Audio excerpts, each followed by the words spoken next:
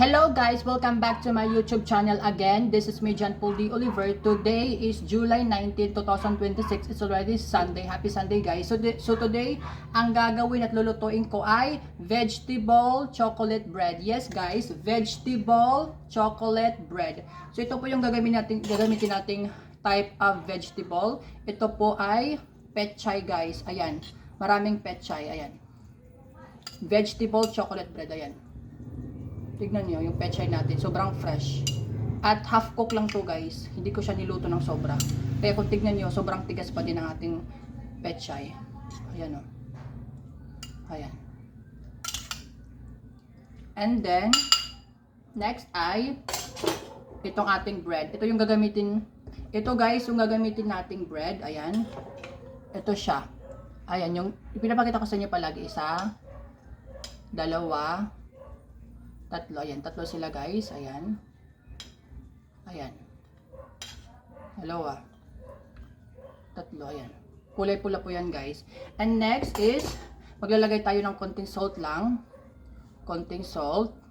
And then, maglalagay tayo ng konting water. Mineral water po yan guys. And then last is, yung gagamitin nating chocolate is Milo chocolate powder. So, meron ako ditong 2 pirasong chocolate Milo powder. Ito yung pinakamasarap pong chocolate powder kasi napakatamis niya at the best lang talaga nila sa yan. Milo chocolate powder. Okay guys, so let's start. So, dito meron tayong, ganun pa din eh. Ganun pa din yung setup natin.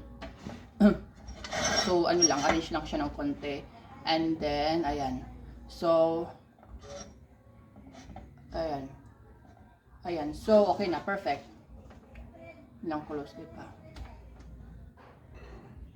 Ayan guys, so i-on na natin yung kalan. Ayan guys, yung problema ko. Hindi talaga siya guys gumagana kapag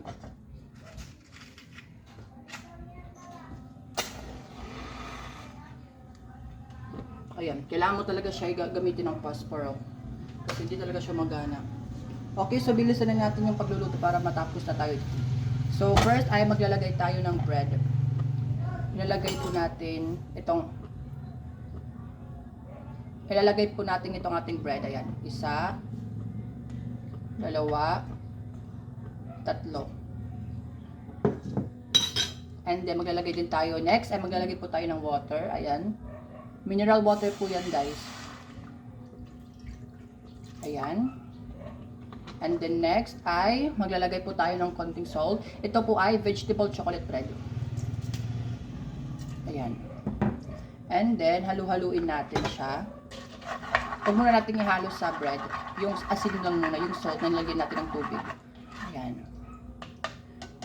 Madali lang guys talaga gawin ito. Promise. And then next ay, ilagay na natin agad yung bread para, kasi yung bread na ginamit natin guys, medyo matigas siya. Kaya kailangan natin siya palambutin agad. Ayan. So kung nakikita nyo, ayan o, sobrang sarap ng ating bread. Okay. So, ayan. Ayan guys, gaganon mo siya. Ayan. I-cut mo siya into 2 pieces. Ayan. Ito. I-cut mo siya. Tignan nyo. Ayan. Ayan. Aray! Ayan, wala na. Tignan mo yung ano ko. Diba? Ayan, ganon guys. Yung gawin mo. Ayan. Huwag mo siyang dudurugin ng sobra. Talagang ikat mo lang siya into pieces. Okay, ayan. Talagang umaapoy na yung ating ano. Ano, tingnan mo. Maglalagay na tayo ng ating chocolate powder. Ayan. Milo chocolate powder, guys. Ayan.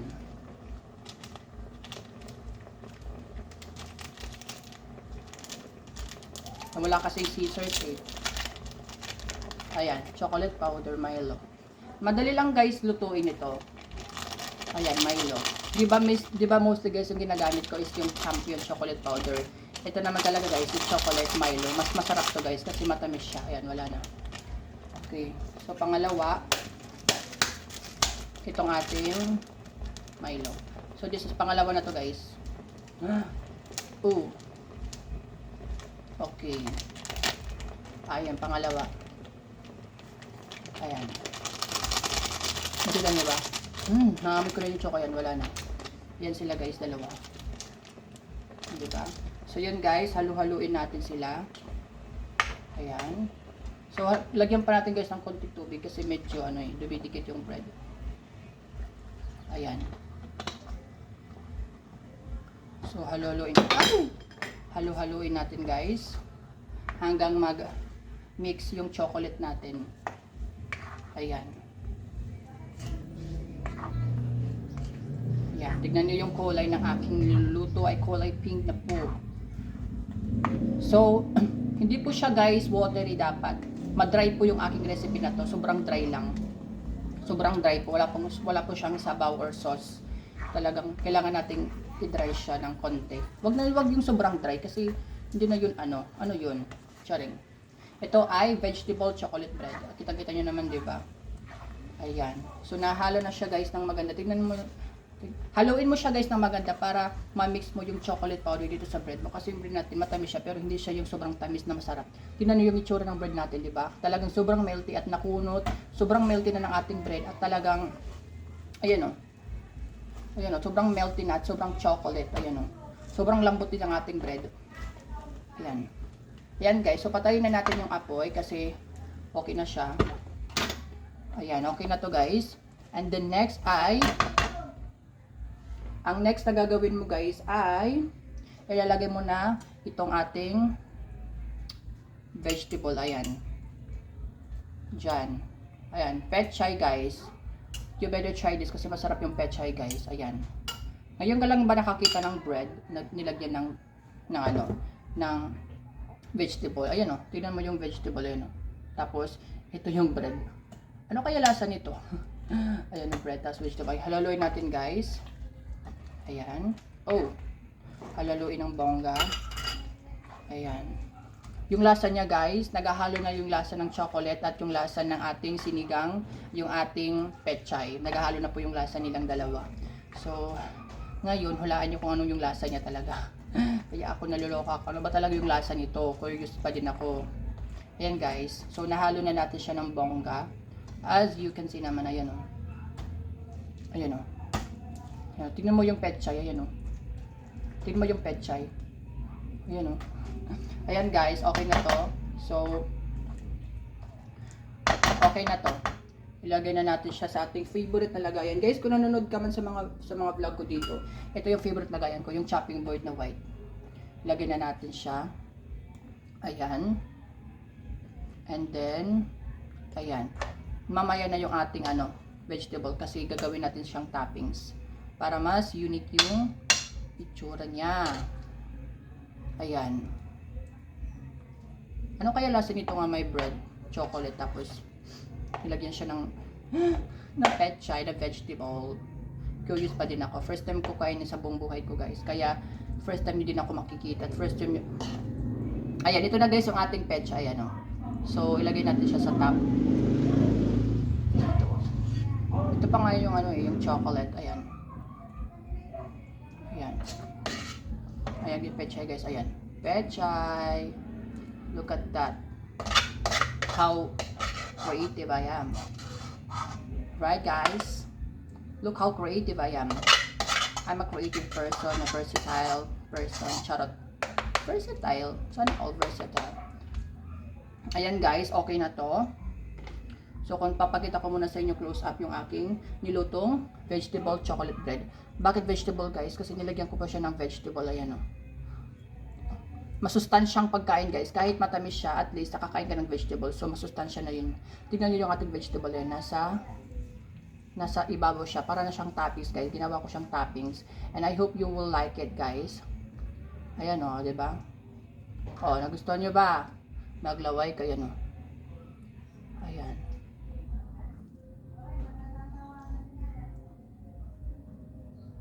Yan guys. Pakita ko sa inyo. Guys, pakita ko sa inyo close up. 1, 2, 3, go. Kita nyo ba?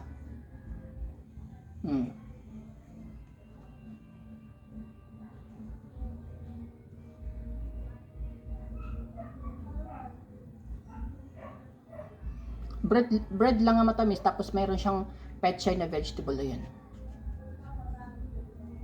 Gagawin muna akong thumbnail guys. 1, 2, 3, go.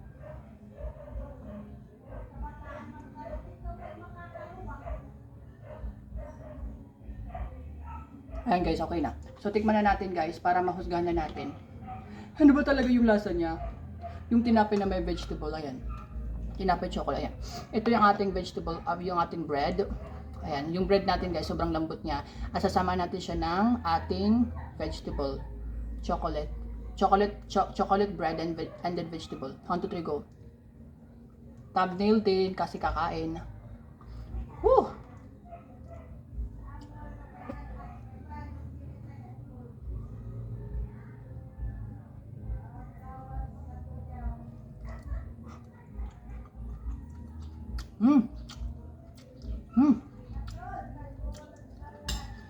Sarap. I-rate ko to ng 10/10 guys. First time ko talaga makakain ng chocolate bread na matamis tapos sinalan mo siya ng vegetable. First time in my life. And napakasarap niya guys. Sarili ko lang research, sarili ko lang invento ko lang to, sa akin nyo lang siya mahahanap. Originally from me. Hindi nyo siya makikita kahit sa social media platform. Ayan guys. Sana matry nyo at sana matry nyo at lutuin nyo kasi yung ginastos ko lang dito guys is 50 pesos lang. Napakamura, napakasarap, napakadali pang gawin, napaka-unique, very international cuisine yung looks niya, di ba? Tignan mo yung plating, napakaganda, di ba? Ayan guys, sana nagustuhan nyo yung video ko. Don't forget to click like, comment, share my videos and click notification bell para updated kayo sa mga videos ko. And don't forget to subscribe my YouTube channel. See you in the next video. Okay, this is me, John Paul D. Oliver. See you in the next video yan. Maglaway kayo, bumili kayo. Mga basher ko, bumili kayo. Ayan o. Bye.